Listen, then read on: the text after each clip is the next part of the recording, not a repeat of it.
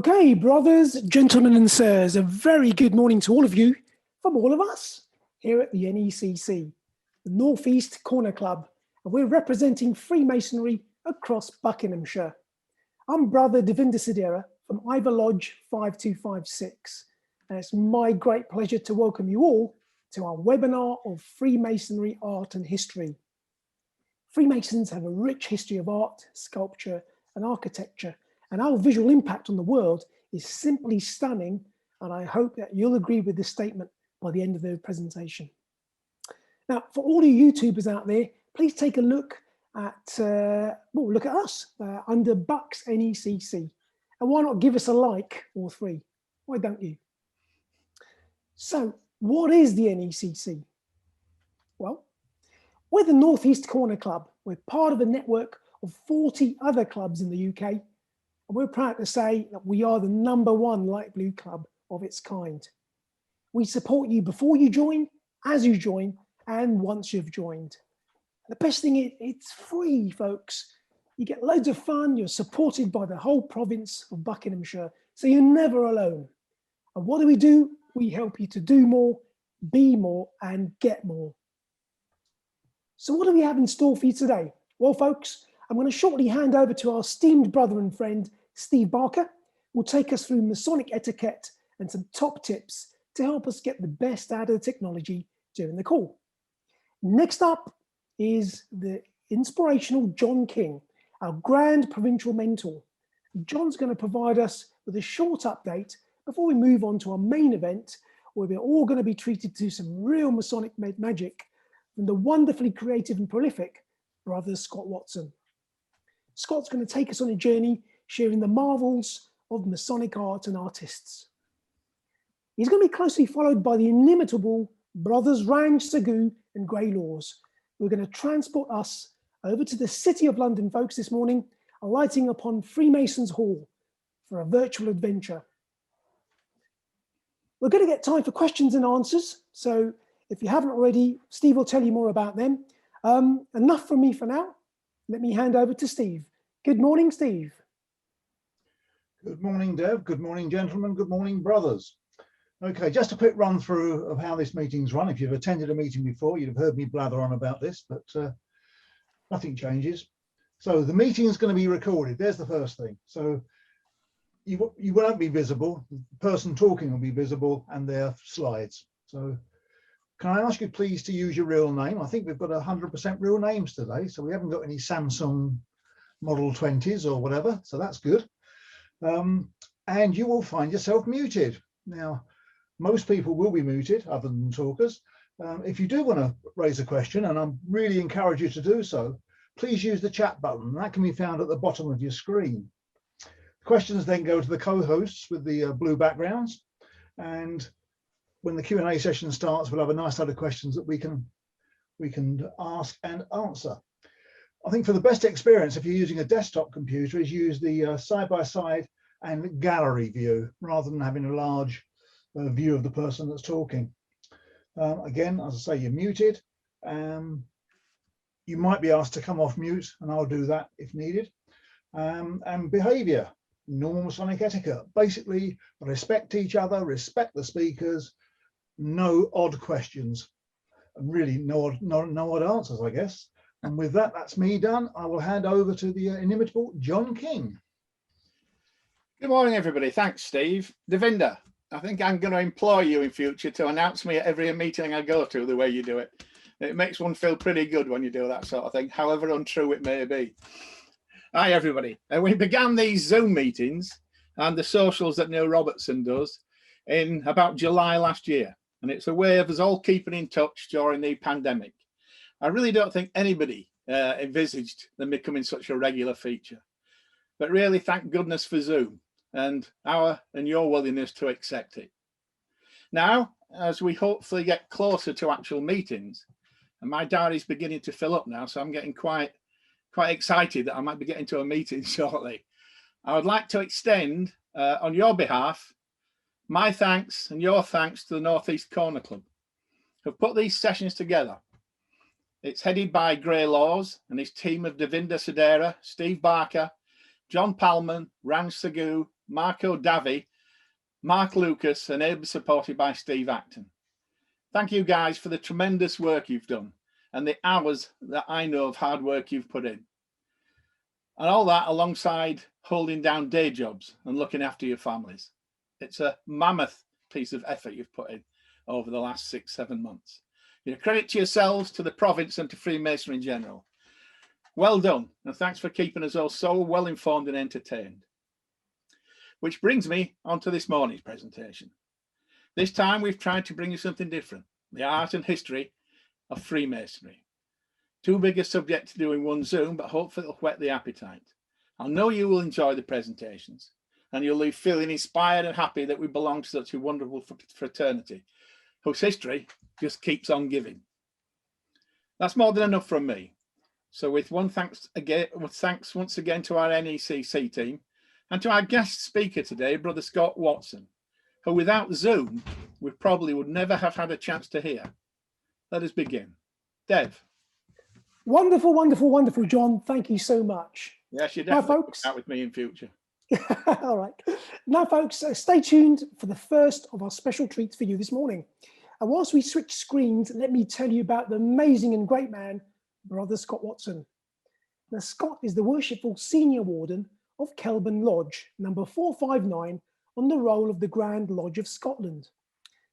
Located in Millport on the small island of Grae, I hope I pronounced that right, on the west coast of Scotland. Now, Scott is as busy as a bee.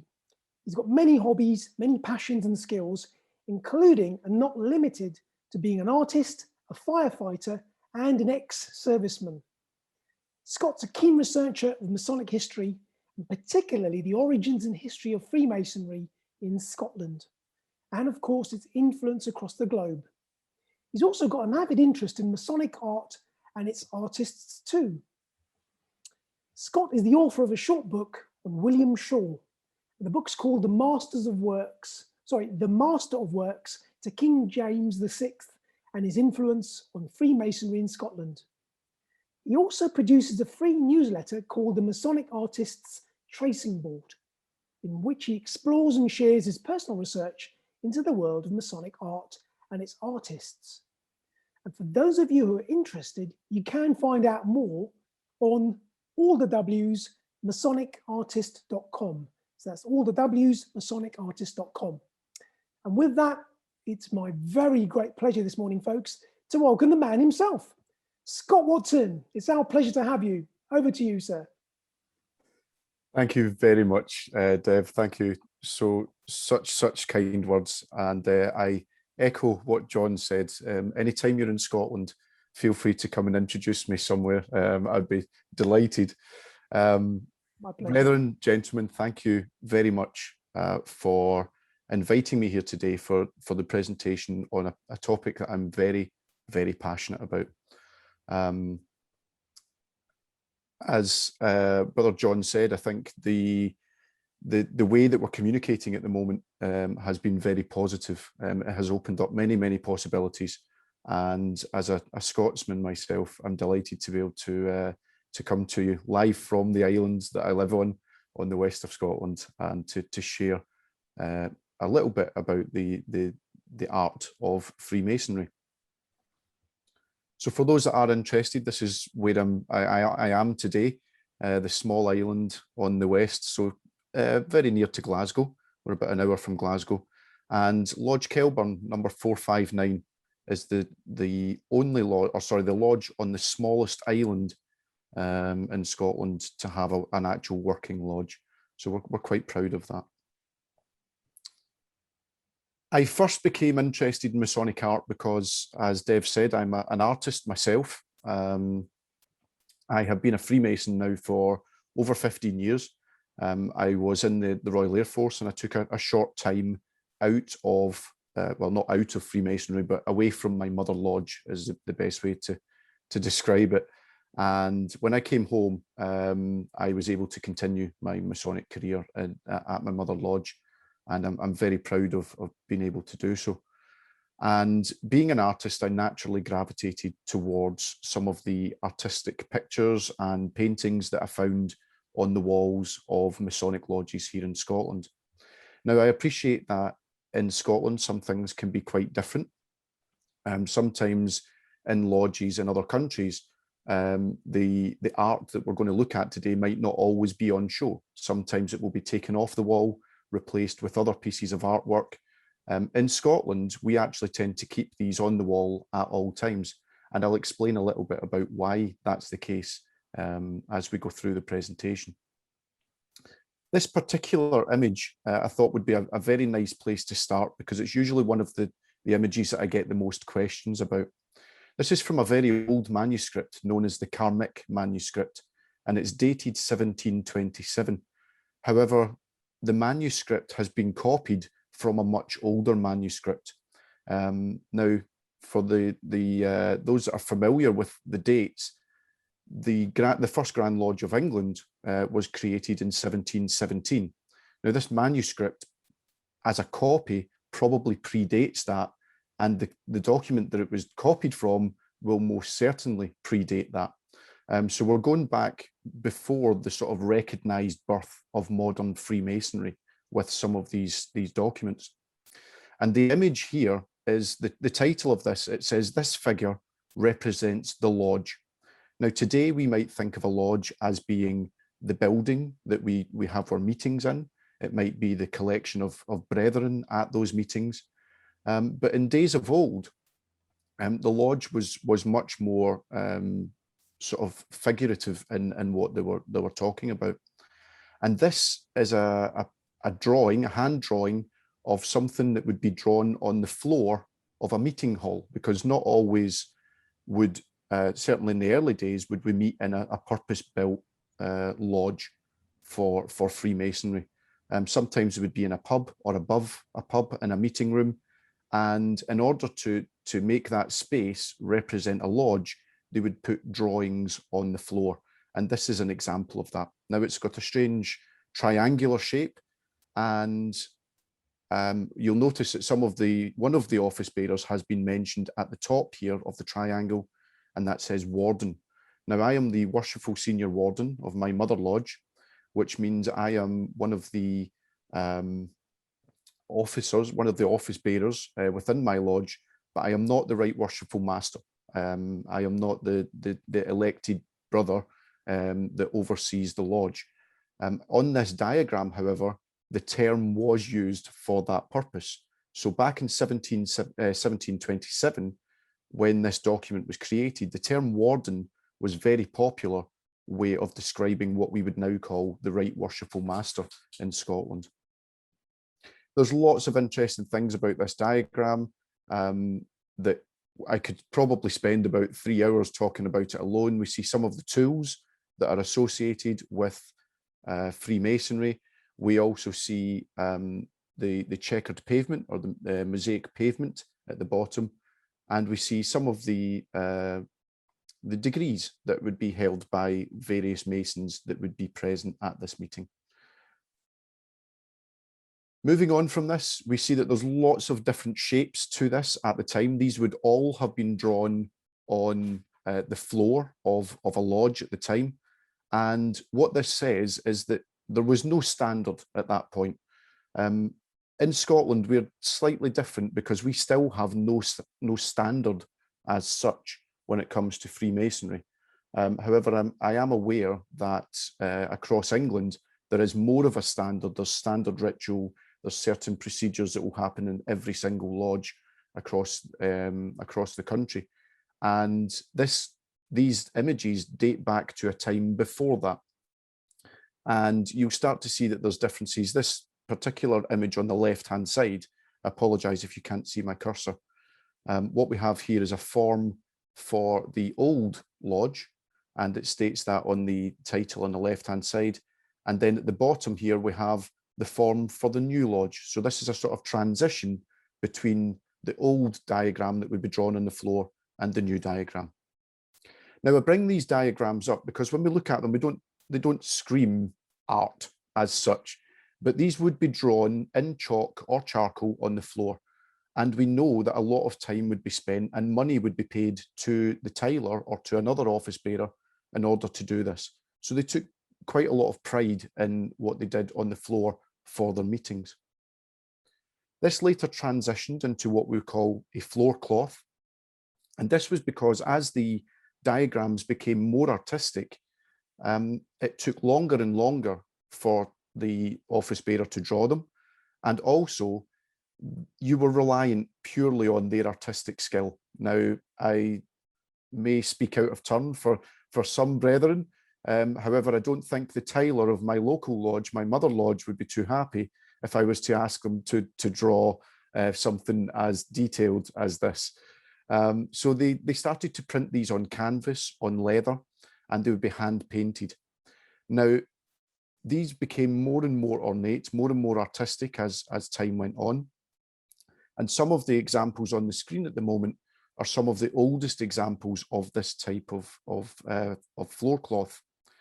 The interesting thing about these is that normally the drawing on the floor of the lodge would be erased after the meeting to maintain the secrets of Freemasonry, and it was given as a lesson to the candidate that was going through their degree and the ceremony.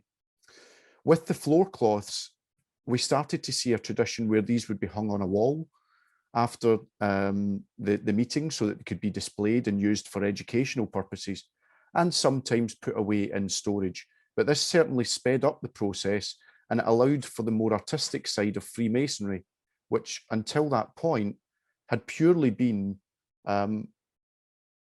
with words and the actual architectural side of stonemasonry.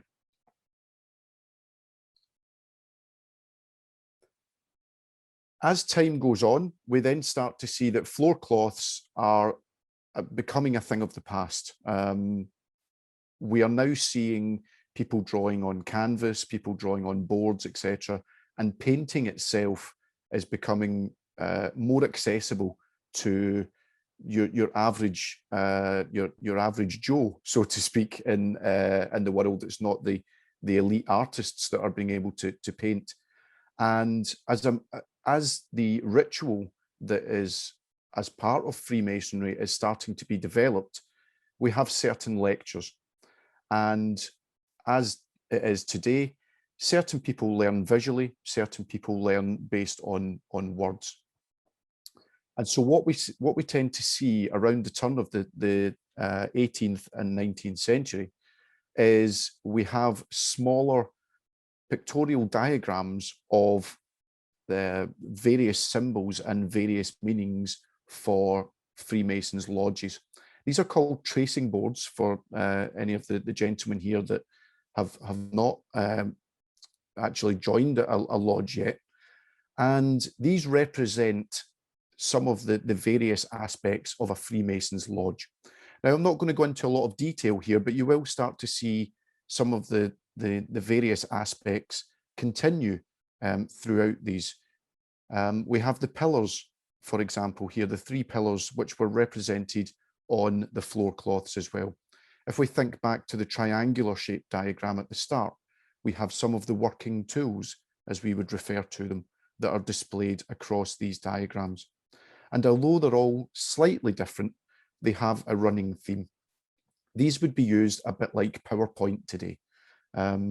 Very similar to what we're doing on Zoom at the moment. I'm using the PowerPoint as a visual aid to what I'm talking about. And these tracing boards are the same thing. They're just a Masonic equivalent. Now, this is the sort of formal side of Masonic art. And these are some more modern examples. The Brother John Harris version on the left-hand side here, this is actually from about 1845, so it's not particularly modern. However, many of the tracing boards that you would see in a lodge today are a variation of this particular design. Wow, Scott, can I just come in there and say the colours are fascinating, really vivid, and you can almost touch them and look at you can almost feel the texture in them. Really cool. And also just to mention that there's about 5 minutes before we get on to the next session.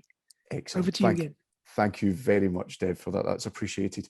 And you're right. The colours here are absolutely spectacular.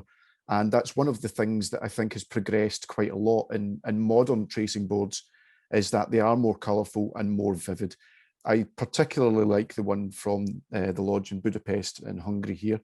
And we see on the far right, this is a more modern photoshopped version of a tracing board by an American brother, Brother Gregory B. Stewart, that he released a whole series of these in 2006.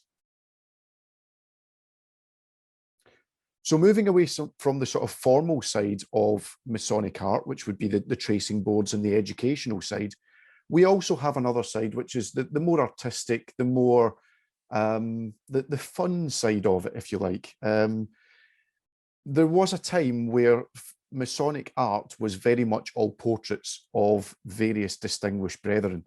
However, we do start to see a lot of symbolism put into these, and we do see some very, very interesting interpretations of Freemasonry in certain paintings. Now, the example I have on the screen at the moment is a Scottish painting, or this is actually the preparatory sketch, if you like, for the painting. And this was completed by a Roderick Chalmers in 1720. And it shows the incorporated trades of wrights and masons. So in Scotland, we didn't have trade guilds as such as you would have had in England. We had incorporations, and incorporations were separate from the lodge, if you like, for stonemasons. Now, an incorporation would have lots of different trades in it, and this was the public face of the sort of the various trades that were in there. And I've put at the bottom just which ones are being shown. But this is particularly interesting because this is one of the first paintings that we have that shows a stonemason in Scotland.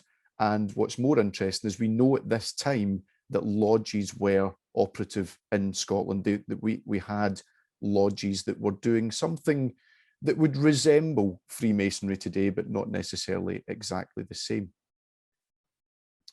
This is a very famous painting and something that we hold very dear in Scotland. You can find this in the Grand Lodge of Scotland in Edinburgh. And this is a painting of Robert Burns, and he was being, this painting depicts Robert Burns being made the Poet Laureate of, which is a sort of honorary office in some lodges in Scotland, of Lodge Canongate Co-winning #2. This is a very famous lodge because of this painting and because of its history. And I could speak again for hours and hours about this particular painting, but what's interesting for some of the brethren amongst us that have maybe seen this is we have one of the wardens here in this corner, and although one of the wardens is on the floor here, I can say that his position in the lodge is actually on the other side of the corner, and we have this triangular shape here between the master of the lodge and the two wardens, which is similar to the diagram we saw earlier on. This gentleman at the bottom right with the brown outfit on, he was an English writer who was actually responsible for Robert Burns writing the very famous poem Tam O'Shanter, and they met because of Freemasonry. Now, what I've recently looked into is that this painting here, which looks very similar, is very different. It's a different painting. This is actually a painting from the same artist, which shows the meeting a month before the last one. This is when he was made a member of that particular lodge. So we have, and for years and years, these have been looked at as being the same painting. But we've recently discovered in the last few years, it wasn't a preparatory sketch. It was actually a completely different painting that was cast aside for the more popular one where he was being made the Poet Laureate. And this is indeed the preparatory sketch for that fits between these two paintings. Thank you very much. I hope that's come in on time, Dev. I would like to thank the North East Corner Club for inviting me here today. And I hope that's given a very brief glimpse of some of the various Masonic art. If you would like to know more, as Dev said, I do have a website called the Masonic Artist. It's I look at a wide selection of Masonic artworks, and it's free to sign up for the newsletter, and you will find that at masonicartist.com. The picture that's on the screen at the moment is a personal work of my own that is in progress at the moment. This is my own drawing in graphite, and it's my interpretation of a Masonic tracing board, which for the brethren amongst us, you will recognise many of the key elements. And for those that are looking forward to joining the lodge, I hope some of it will become apparent in future times. Thank you again, and I would like to hand back to Dev. Thank you. Wow, Scott, thank you so much. I love the new work that you're working on, and I can't wait to see the finished product. Wow, a real genius at work. Great stuff. Thank you. So, Brother Scott, on behalf of the NECC, and I'm sure I speak for all our guests online, thank you so very, very much. It's been a true delight. Thank you so much. Now, Thank you for for all of having us me. watching, thank you. For all of us watching, folks, I'm sure Scott has inspired you. He certainly has inspired me with some further thought and questions. And the good news is that you can fire over any questions you have, either for Scott or indeed any of the other presenters this morning, using the chat function. So please use the send directly option from the drop-down menu and reach out to Mark Lucas or John Palman. And between them, they'll be happy to make sure that your questions are shared and answered. And with that note, let's move on to our second treat this morning, brothers.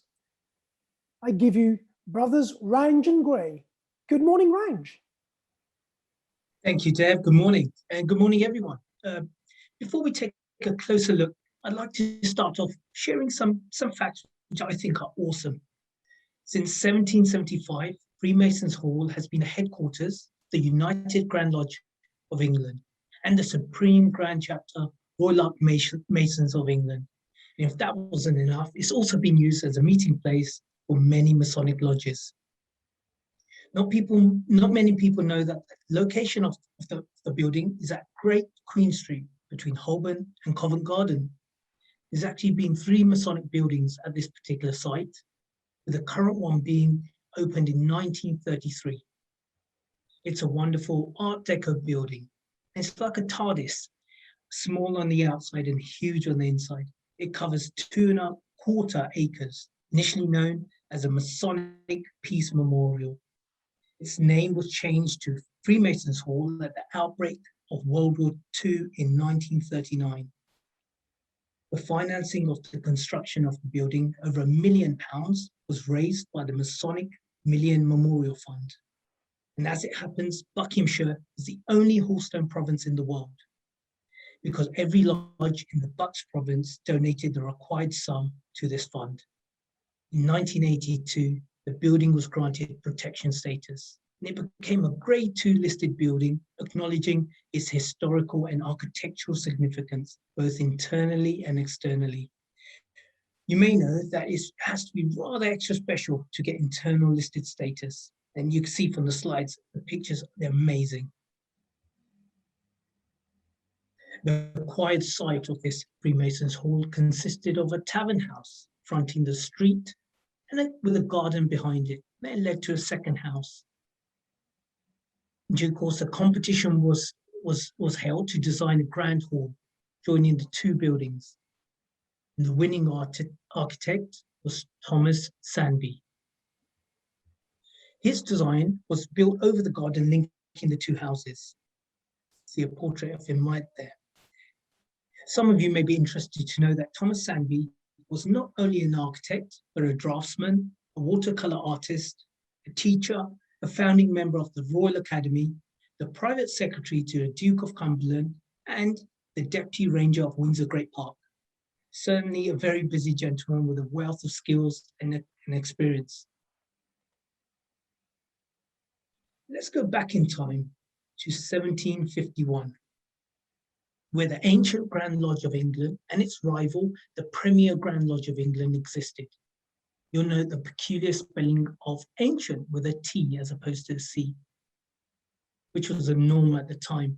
These lodges were also individually known as the Ancients and the Moderns. And in 1813, they merged to form the Grand Lodge of England. Here we can see the ornate seals of the Ancients and the Moderns, followed by the elegantly designed coat of arms of the United Grand Lodge of England, seen in this beautiful stained glass.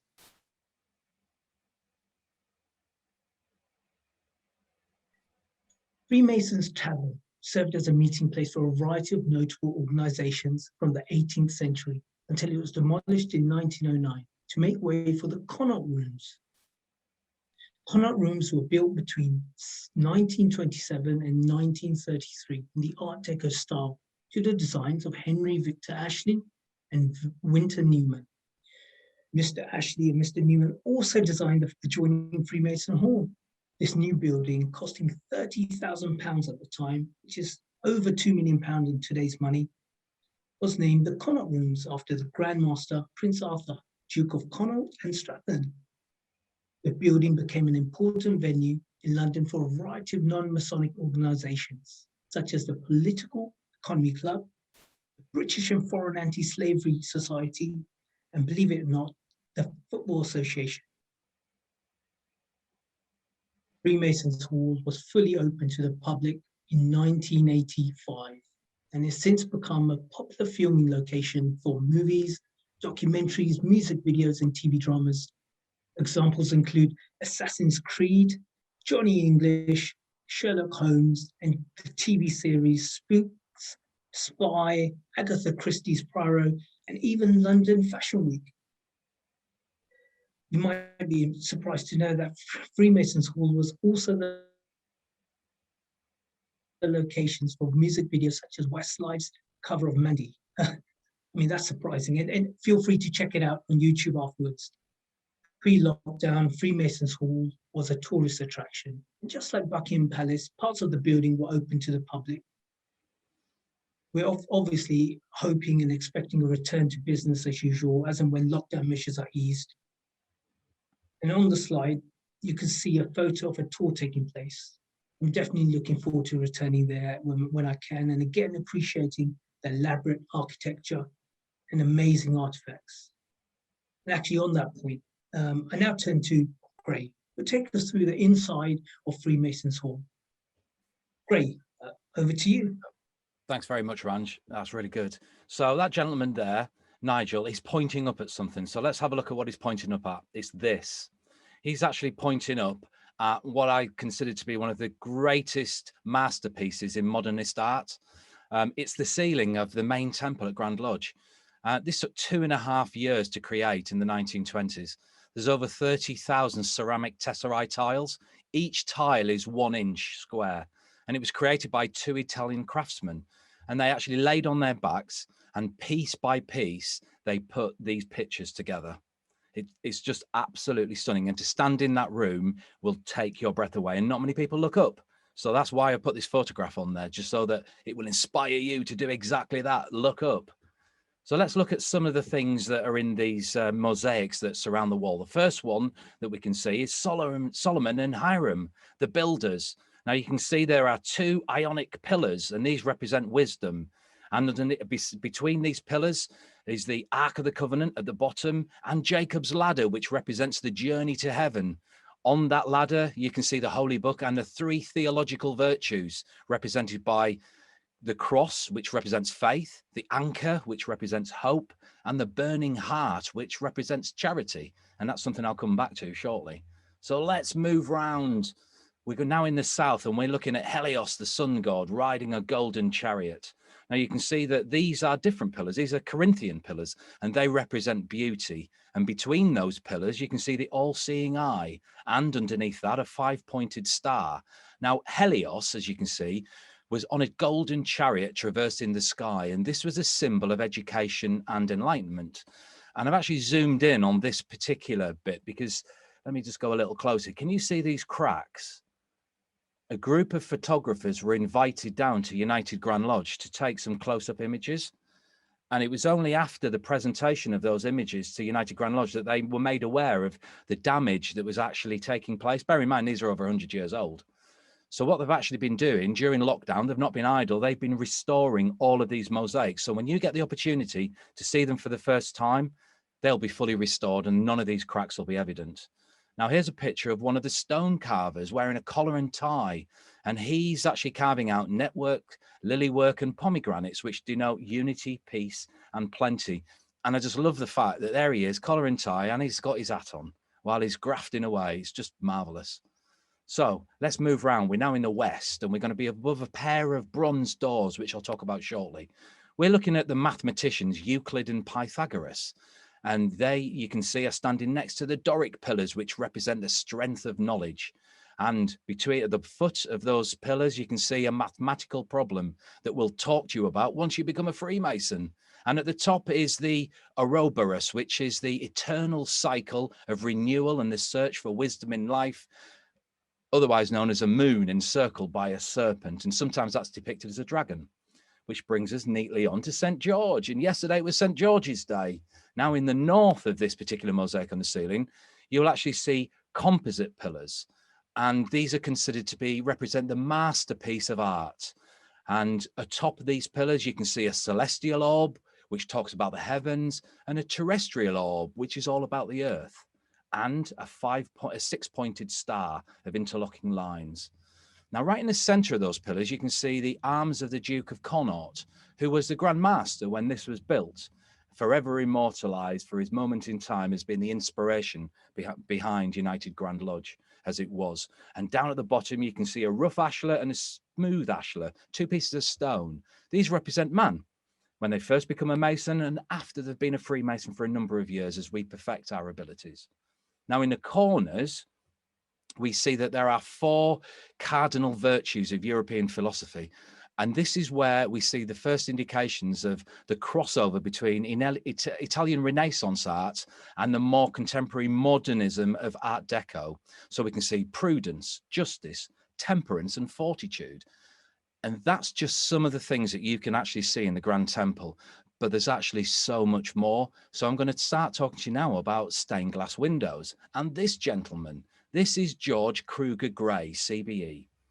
Now, George did his formative studies at the Bath School of Art, and in particular, he was interested in the late Renaissance style of art.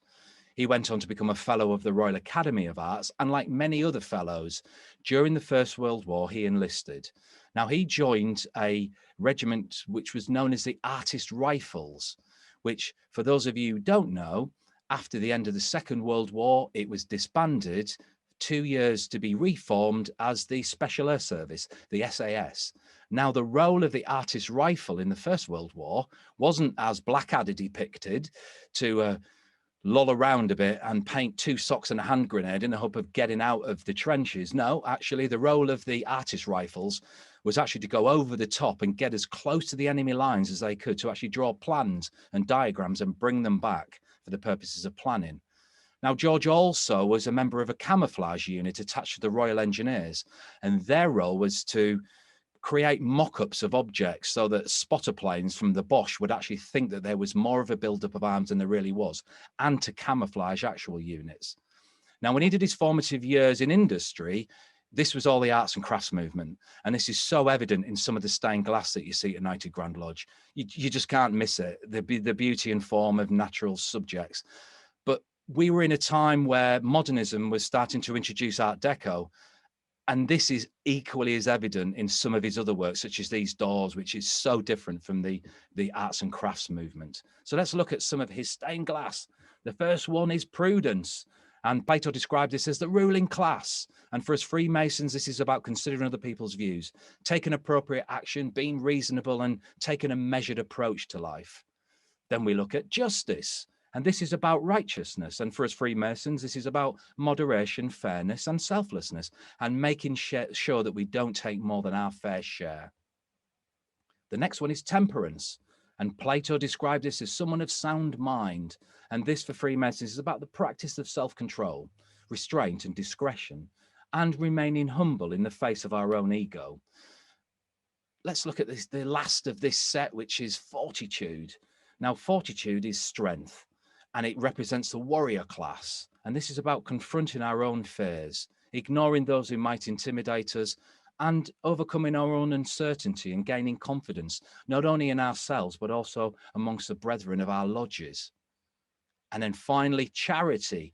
Now, what I love about this, and I am a bit disappointed, there are 3 stained glass that represent the theological virtues of faith, hope, and charity. What I discovered when I was putting this slide deck together was I didn't take pictures of faith and hope. So I've got a reason to go back to United Grand Lodge, because at the minute I've only got a photograph of this one, which is charity. And as many of you know, charity is the very heart of Freemasonry. Now, there was more work that he did. So this is the memorial shrine to the Great War. And in the center of this memorial shrine, you can see this stained glass, again, in Art Deco style. Now, this represents or commemorates the 3,225 brethren who died during the First World War. And the working title for this was Peace Through Sacrifice. And at the very center here is the Angel of Peace. And you can see she's actually holding a draw, like an object. And that object actually is Freemasons Hall itself. Now, this went on to become the Hallstone Jewel. And something that you may find of interest is the Hallstone Jewel is something that was only given to those provinces whose lodges entirely contributed 500 guineas to the building of United Grand Lodge. There were only 3. 2 of those have now dissolved. There only is 1 that remains, and it's the province of Buckinghamshire. So we're very honoured to be able to have our Provincial Grand Master wear this Hallstone Jewel, the only one in existence of its kind. For us Freemasons in the province, hey, well, we get to wear our ties, and you can see Dan here eating a generous breakfast as he does. And you can see he's got his Hallstone tie jewel. You can see there in the center of it. And here is the Provincial Grand Master wearing his tie with a Hallstone jewel alongside the Worshipful Master of Sekelo 100 Lodge. So the artist behind that, Walter Gilbert, did his formative studies at the Birmingham School of Art, and he was a member of a local lodge, number 587. He was really inspired by Art Deco, and he was described as one of the modern artificers in brass and iron. And his memorials and sculpture and coinage are seen all over the world. And here's a great example of the Great Freemasons War Memorial in Liverpool. So let's look at this in kind of in its round. You can see the lights to the left and the right, really Art Deco. But let's zoom in on that central piece. There is an altar on which you can see it's riding on a boat. This is so Egyptian. And a lot of Art Deco did go back to the Mesoamerican period as well as Egyptian period for inspiration. Now, there are 4 gold figures on the front of that: Moses, Joshua, Solomon, and St. George. And you'll discover the significance of these characters once you become a Freemason. Now, on the top of it, you can see there are 4 figures. These are representative of the armed forces. And in the center of these 4 figures is an illuminated scroll, which represents the names of all of the fallen. And what I'm showing you on screen now in that top picture is part of that illuminated script. And you can see this is Lodge 2435, Winsley. And this is the temporary Lieutenant William J. Whitehorn. Now, Winsley still exists, and it holds its meetings in Winslow in Buckinghamshire. And you can see they're also engraved on the marble wall there. Now, Walter didn't hang around. He also did the huge single cast brass doors in 1933. These are 12 foot by 4 foot, and they weigh 1¼ tons each. And they talk about the building of King Solomon. And you can see here's a close-up of some of the detail on there, and it's just absolutely staggering. So this is the Ark of the Covenant being moved into the Temple of King Solomon. Now, it's not just on the front, but it's also on the reverse side. So on the inside of those big brass doors is this.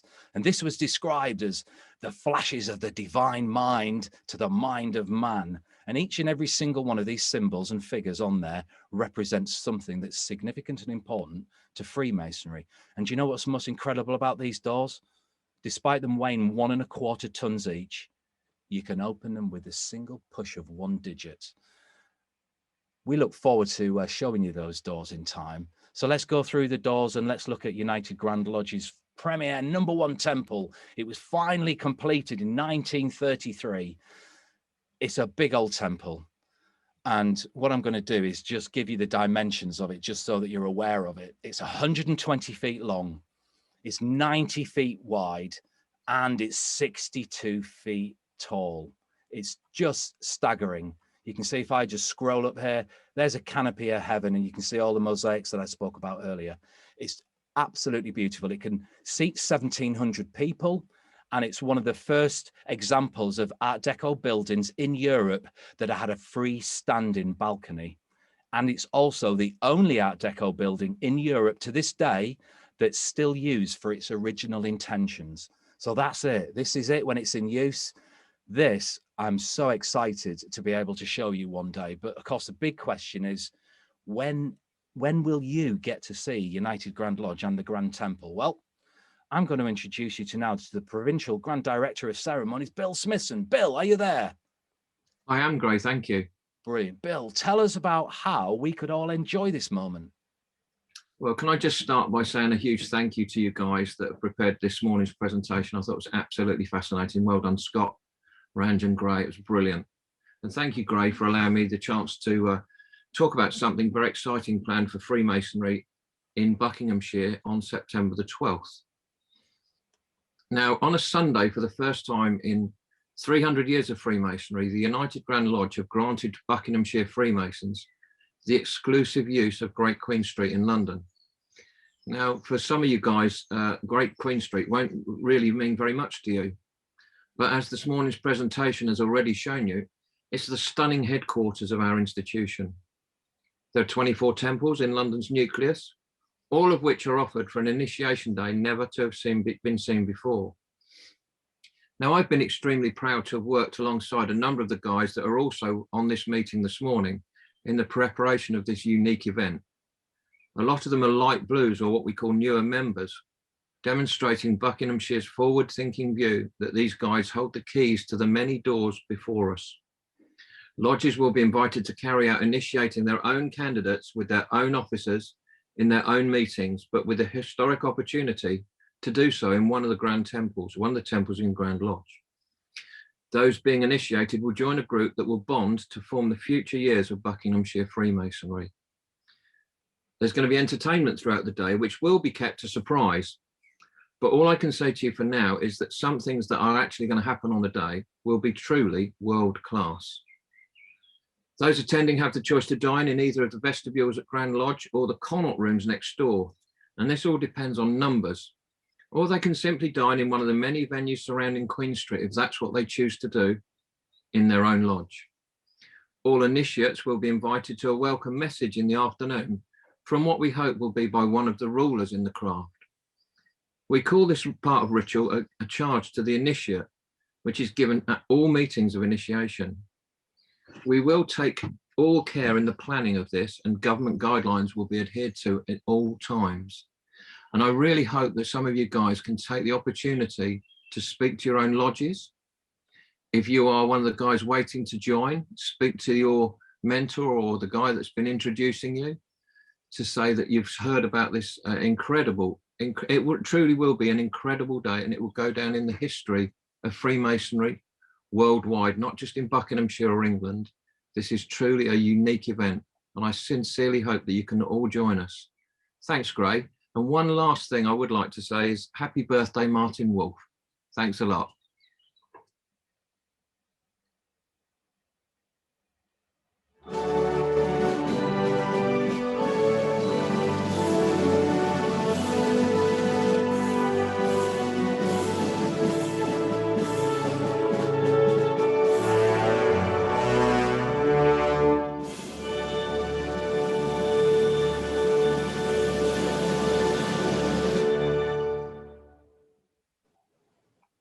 Whew, wow, gosh.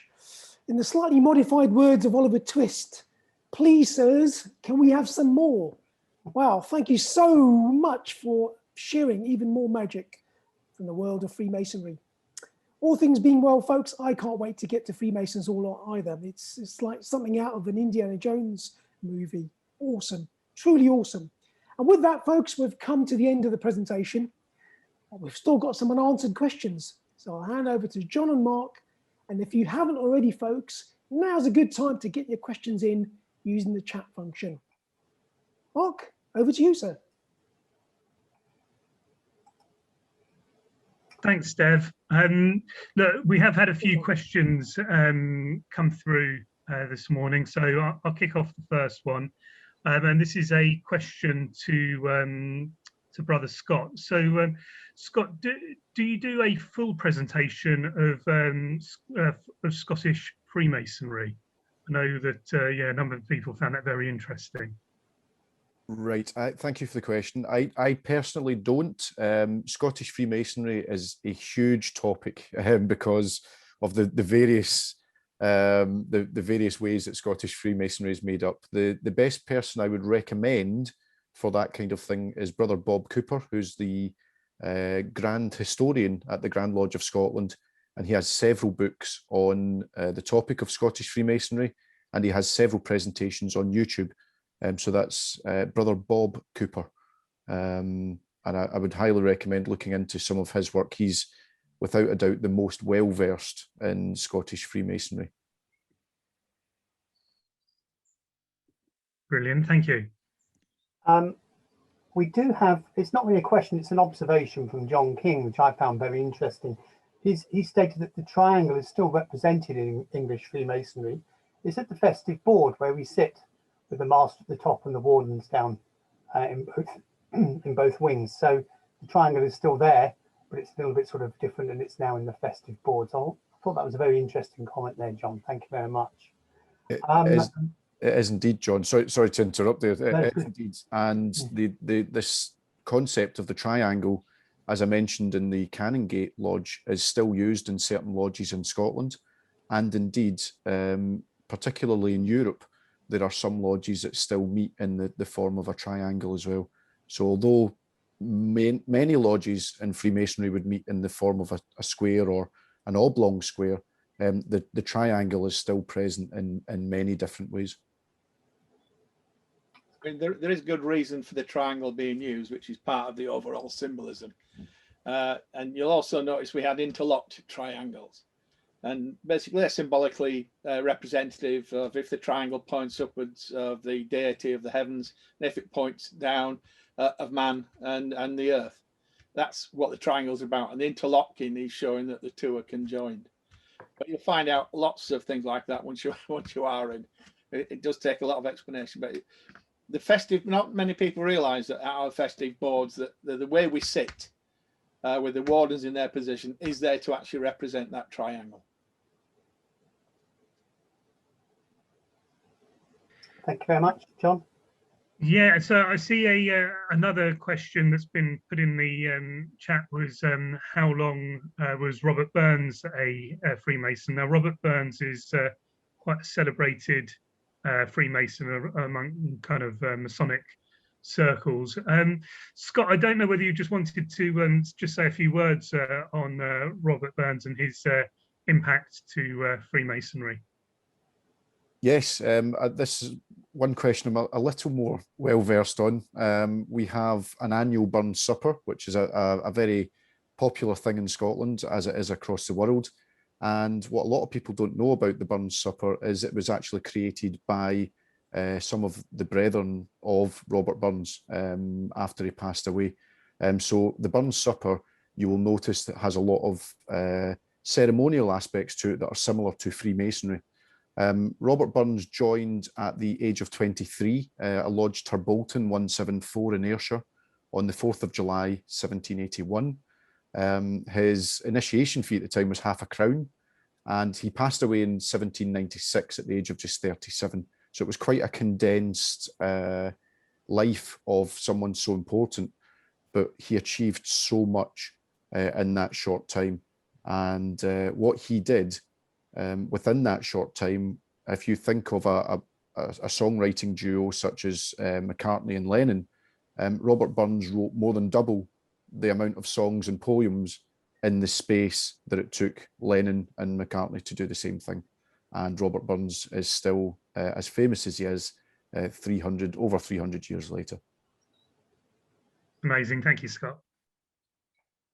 One of the things that you in England, certainly in Buckinghamshire, we do celebrate Robbie Burns, and at our meetings, the festive boards from the beginning probably of January right through to the end of February, even though it's celebrating, I think, January the 25th, you'll end up going to a meal, and the meal will end up being haggis, and there'll be pipers and all sorts of things.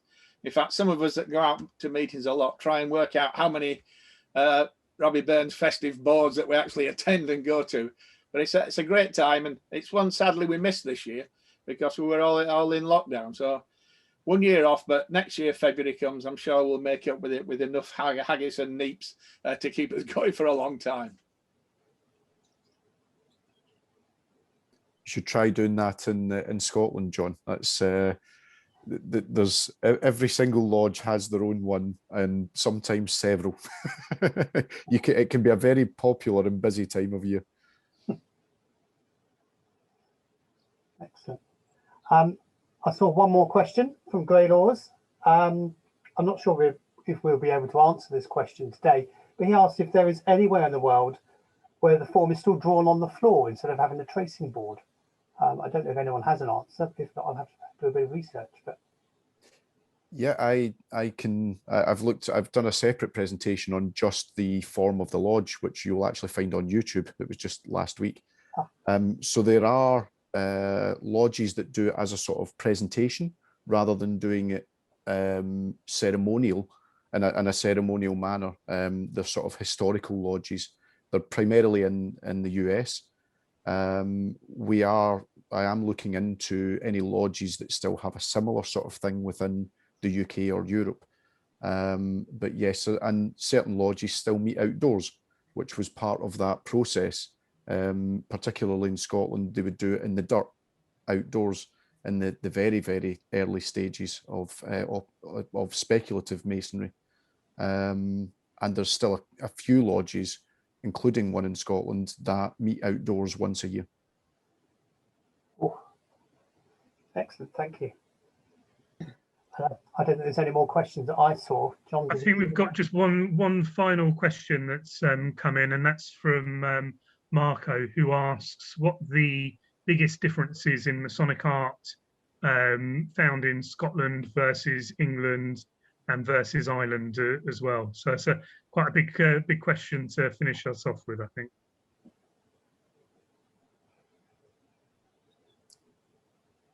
I think from the Scottish point of view and the various aspects that I've looked at, there's not really any difference in the art itself, unless you're a sort of an art historian who looks at the finer details of these things. Obviously, various artists of various movements would do things differently.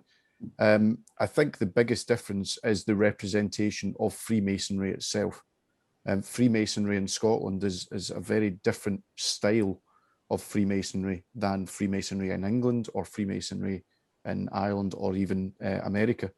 And whilst the core principles and the basic elements of it are all the same, these differences, how they're portrayed in Scotland, can make the art a lot more visually interesting if you're aware of what you're looking at.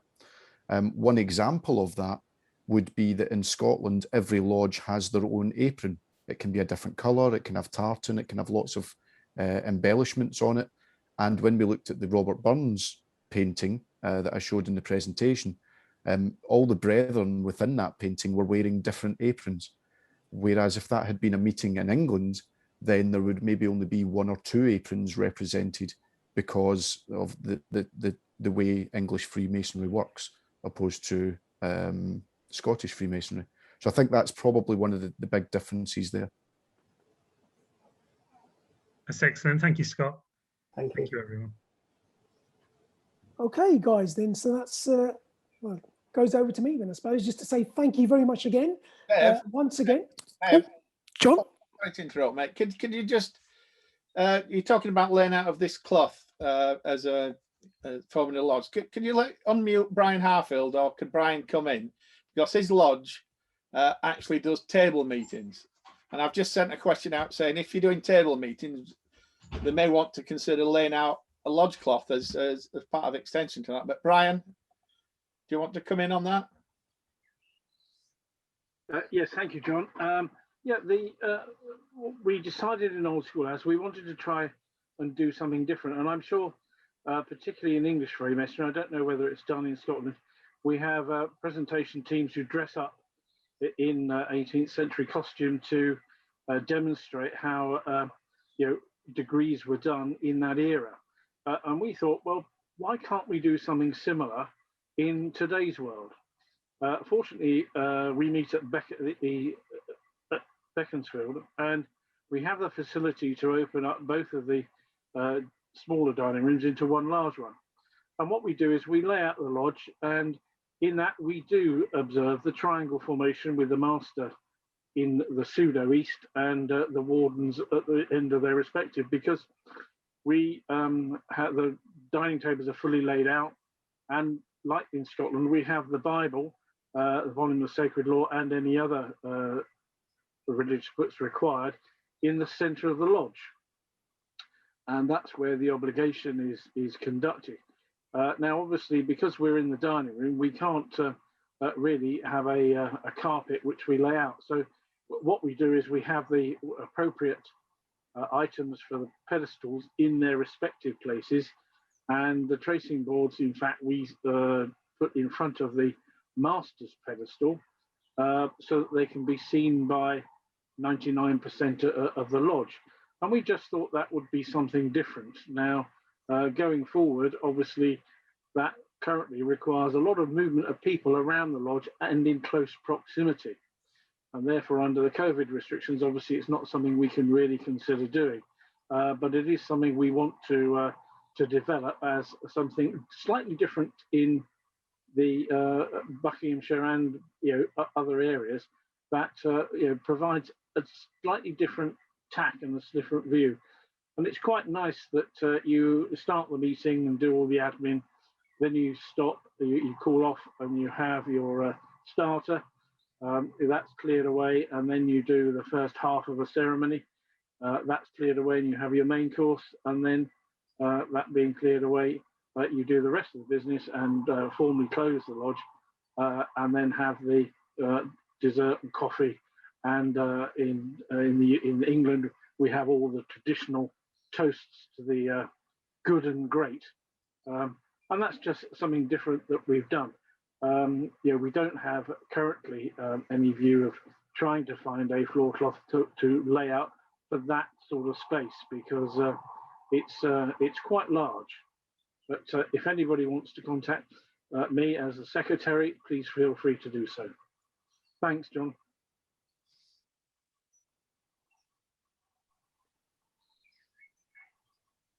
And thanks, Brian. That was lovely. The real icing on the cake for me. Thank you.